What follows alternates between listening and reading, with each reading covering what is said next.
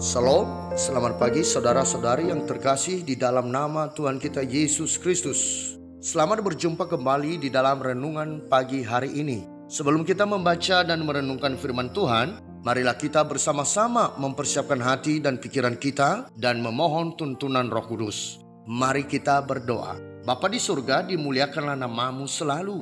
Engkau yang begitu berkuasa telah memberikan kami kehidupan baru. Pagi hari ini kami datang kembali menghadap-Mu, ya Bapa, untuk mengucap syukur dan memohon tuntunan Roh Kudus agar memberikan pengertian, pemahaman bagi kami saat mempelajari firman yang segera kami baca.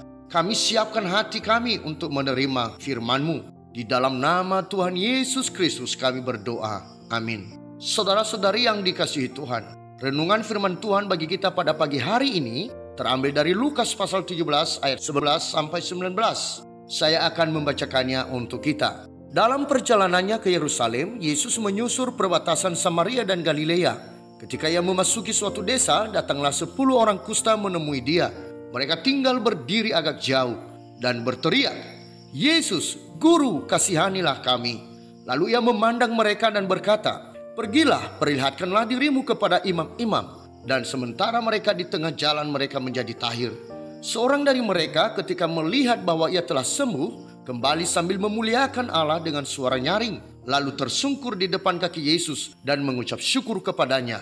Orang itu adalah seorang Samaria. Lalu Yesus berkata, "Bukankah ke-10 orang tadi semuanya telah menjadi tahir? Di manakah yang 9 orang itu?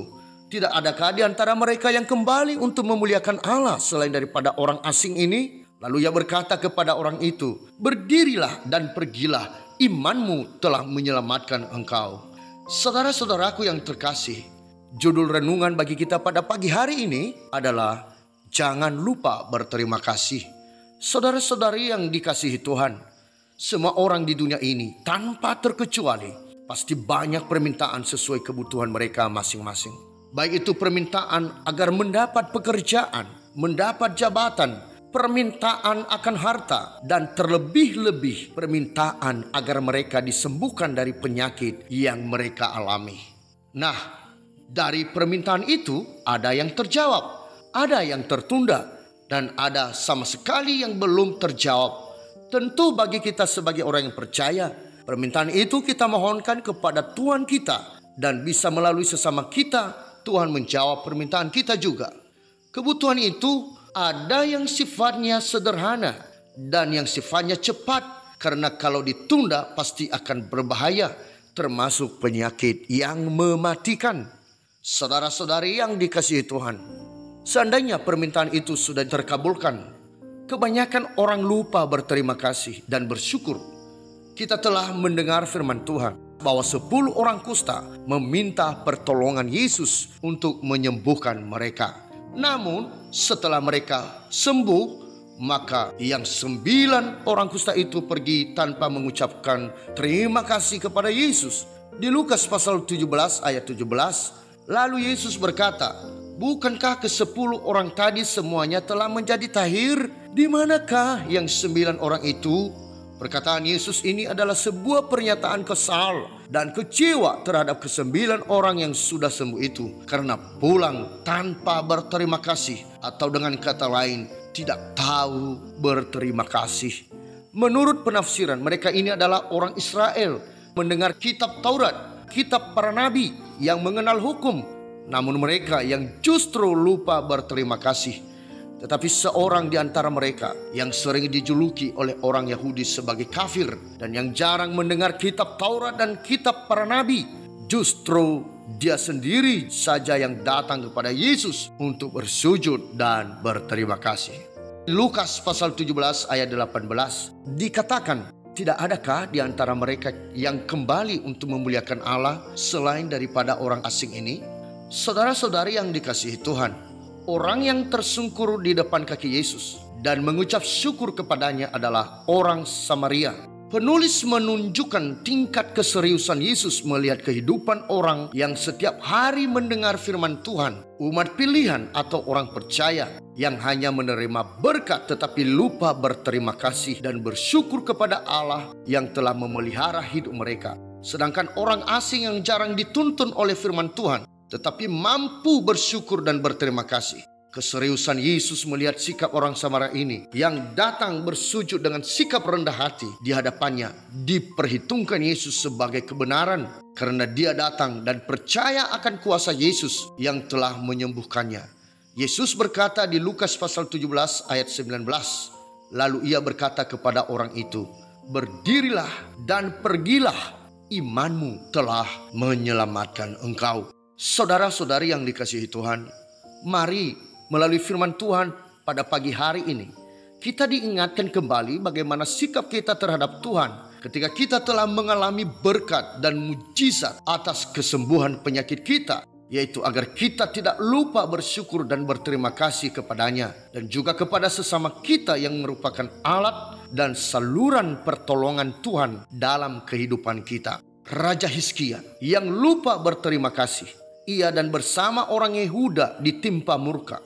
Mari kita baca di dalam 2 Tawarikh pasal 32 ayat 25. Tetapi Hizkia tidak berterima kasih atas kebaikan yang ditunjukkan kepadanya, karena ia menjadi angkuh, sehingga ia dan Yehuda dan Yerusalem ditimpa murka.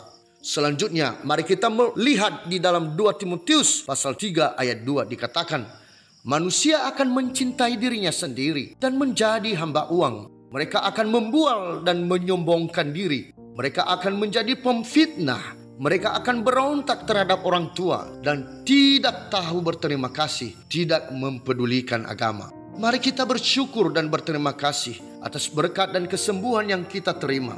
Rasul Paulus mengatakan rasa terima kasihnya kepada kawan sekerjanya, yaitu Priscilla dan Aquila, yang turut bersama-sama membantu dan mendukung dia di dalam pelayanan. Di Roma pasal 16 ayat 3-4, sampaikan salam kepada Priscilla dan Aquila, teman-teman sekerjaku dalam Kristus Yesus. Mereka telah mempertaruhkan nyawanya untuk hidupku. Kepada mereka bukan aku saja yang berterima kasih, tetapi juga semua jemaat bukan Yahudi. Demikianlah renungan bagi kita pada pagi hari ini. Tuhan memberkati. Kita akan menutup renungan dalam doa, tetapi jika saudara ingin didoakan secara khusus, hubungi email kami. Kerinduan kami agar channel ini menjadi berkat bagi banyak orang. Mari kita berdoa. Bapa Surgawi, kami berterima kasih untuk firman yang barusan telah kami dengarkan. Firman-Mu mengingatkan kami agar tidak lupa berterima kasih kepadamu. Dan juga bagi orang yang Engkau pakai telah berkorban menolong kami. Ajarkan kami selalu ya Bapa, agar kami tidak melupakan berkat-berkat-Mu dan segala kebaikan-Mu yang mengalir dalam kehidupan kami. Kami mengaku terkadang kami melupakan pertolongan-Mu, bahkan kami yang sering meremehkan pertolongan-Mu. Ya Bapa, kami mohon ampunilah dosa kami di dalam keterbatasan kami ini. Bapa, saat ini masih banyak pergumulan yang sedang kami hadapi. Pergumulan hidup umat-Mu, pemimpin gereja dan hamba Tuhan. Satukanlah kami untuk memegang teguh firman-Mu dalam menghadapi pergumulan hidup ini, sehingga nama-Mu terus dipermuliakan. Berkatilah kami dan jadikanlah juga kami sebagai saluran berkat bagi orang lain, sebagai ungkapan terima kasih kami kepadamu. Berkatilah juga bangsa dan negara kami, para pemimpin yang sungguh-sungguh memikirkan kemajuan bangsa dan negara kami. Kami menyerahkan seluruh aktivitas kami hari ini. Jadilah kehendak-Mu ya Bapa. Di dalam nama Tuhan Yesus Kristus kami berdoa. Amin. Saudara-saudari, mulailah harimu, kiranya kasih dan anugerah Tuhan senantiasa melimpah di dalam kehidupanmu. Muliakanlah Tuhan di dalam setiap aktivitasmu, dan jadilah saksi hidup bagi firman-Nya. Roh Kudus menyertai kita semua. Sampai berjumpa kembali di renungan berikutnya. Tuhan Yesus memberkati.